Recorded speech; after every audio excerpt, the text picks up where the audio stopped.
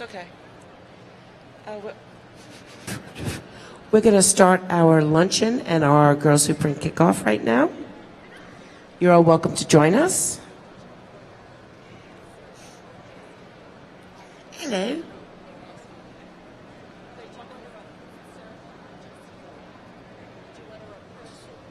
We didn't order a person. Welcome, everybody, to the second annual National Girls Who Print Day. International. International, that's true. We're international. Today we have Mary Beth Smith here. She is Girls Who Print. She's girls number 1. I have the honor of being girl number 2. And she's going to launch the day. I just wanted to say that we have a mentorship panel coming up at 12:30, which is not to be missed. And I am lucky enough that Mary Beth Smith is one of my mentors. And I just want to thank you so much for including me in your organization, including me in your life, and affecting my life in the ways that you have. Thank you for everything. Oh. Well, I would have to say thank you back for the role modeling that you give me. Your enthusiasm for the industry, Deborah, it's just outstanding. Welcome to all of you. Our crowd dispersed a little bit, but they're starting to serve lunch, so go ahead and have lunch, and I'm going to come back in just a couple of seconds and talk more about what Girls Who Print is and is not. So go ahead and get in line. No?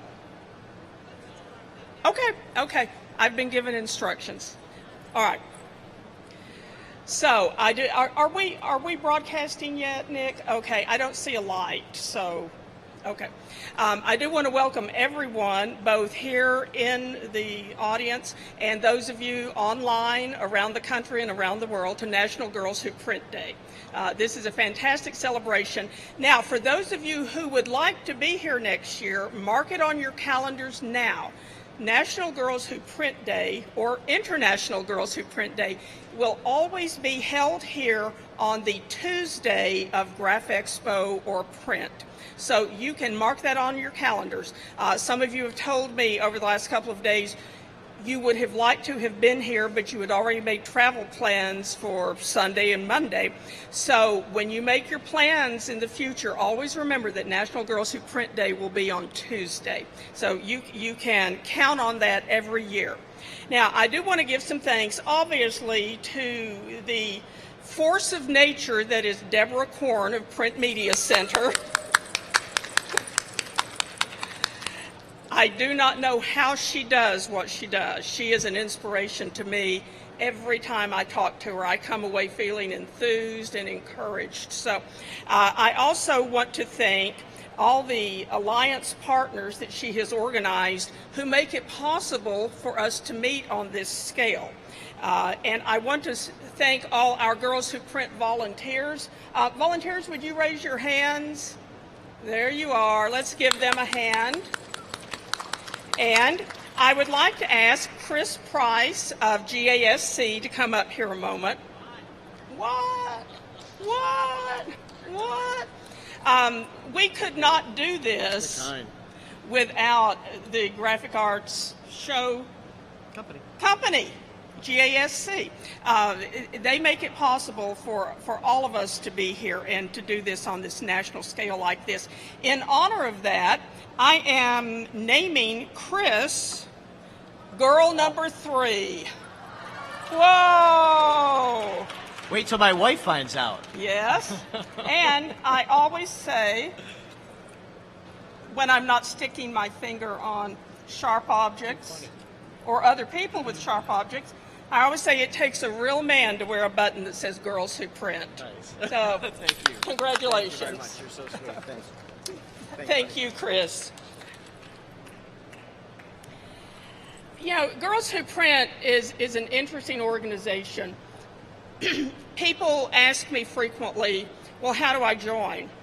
Well, you don't really join. You are simply part of the community if you are a woman working in the printing and graphic arts industry, or if you were a man who is supportive of the work that women bring. We began in 2009 simply because I wanted to have a better understanding of how social media worked. So I organized a forum, a discussion group on LinkedIn for women in the printing industry. I called it Girls Who Print, and sent out invitations to about 20 people I knew around the country from various companies that I had worked for or worked with, and thought, you know what, if I can round up 20 or 30 people, we'll have a little online discussion group, and we'll chat about companies we used to work for. We'll gossip about people who aren't in the group, and that'll be great. Well, by the end of that first week, there were over 100 people in the group, most of whom I did not know. And I thought, well, okay, no gossip, because we don't know all these people, so we have to behave, and we have behaved very, very well, I might add. At this point, we have over 4,500 members around the world.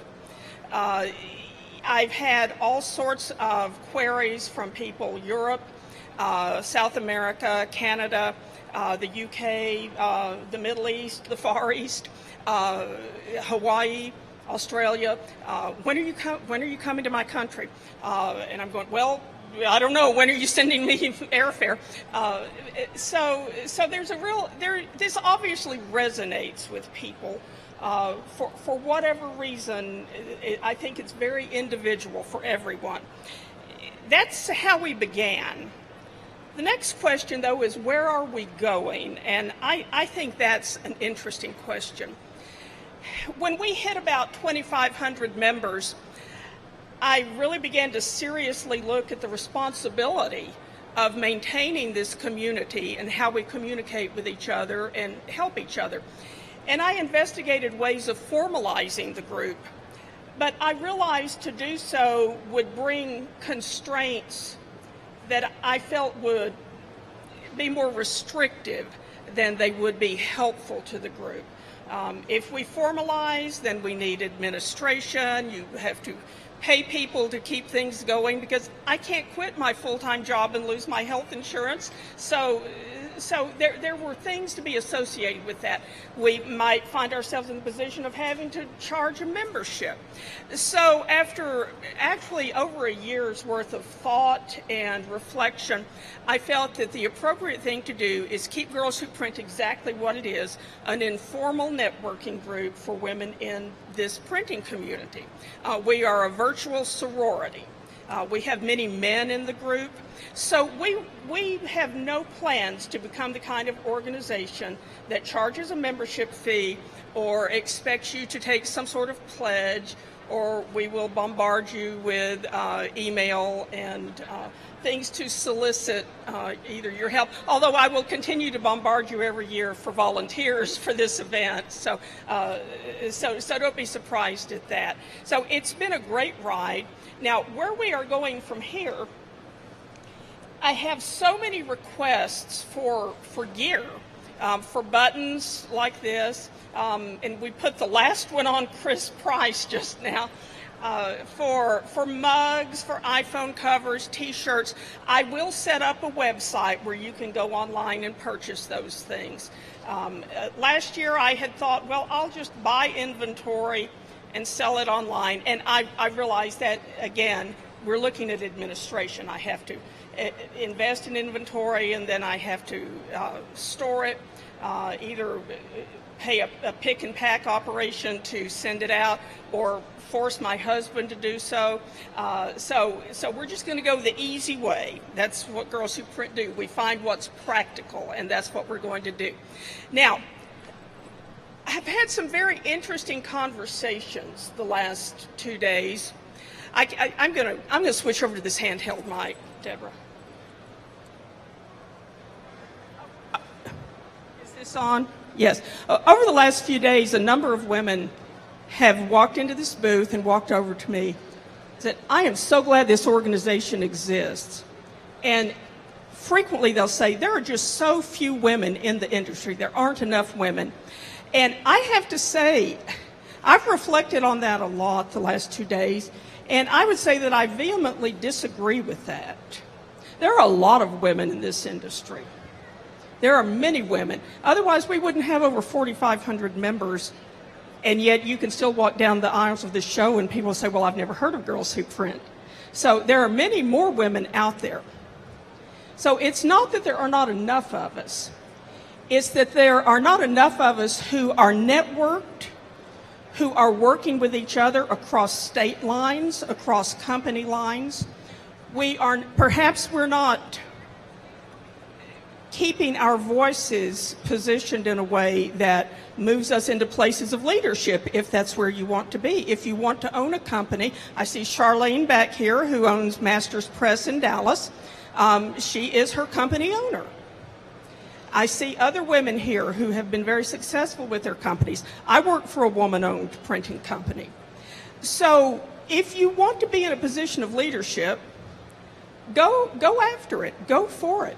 At 12:30, we're going to start a panel, Meet the Mentors, and we're going to talk about our different career paths. So I would submit to you that it's not a matter of there not being enough women or there not being enough of us in this industry. There are plenty of us, and there are more to come. Every educator I have talked to in the last 2 years, without exception, tells me that their classes are now predominantly female. I believe I sat at dinner last night with Graham, and I'm sorry, I forget his last name, from RIT. I believe he told me that his classes are like 86% female. And I hear that from other educators. Sean Dudek, I don't know if Sean's around here somewhere. She has, what's the percentage of female students in your classes? 60%?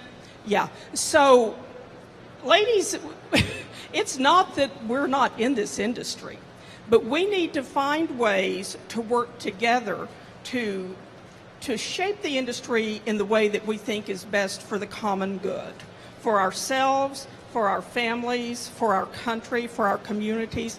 And I think that's the most important thing that we can do simply by building community, is getting a sense of who we are.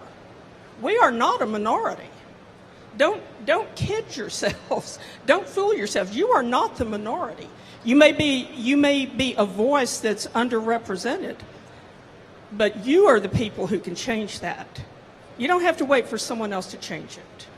You can make those changes by standing up, taking positions where perhaps you're leading your company into an initiative they might have not gone into otherwise, perhaps by just starting initiatives that they've never been involved in, perhaps in a charitable initiative or a mentorship initiative or an educational initiative.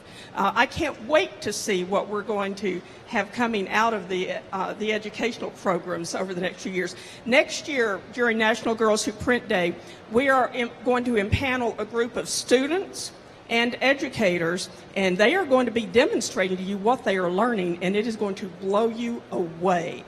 Because this is the future, but here's the trick. The future is now. It is now. So you want to be preparing for this wave of talent, this wave of education, and this wave of girls who print who are coming into the workplace. So, Deborah, I think that's all I have to say to this group. Okay, 10 minutes till the panel starts. If you haven't had your lunch yet, go over and grab it, and then come sit back down, and we'll go from there. Thank you.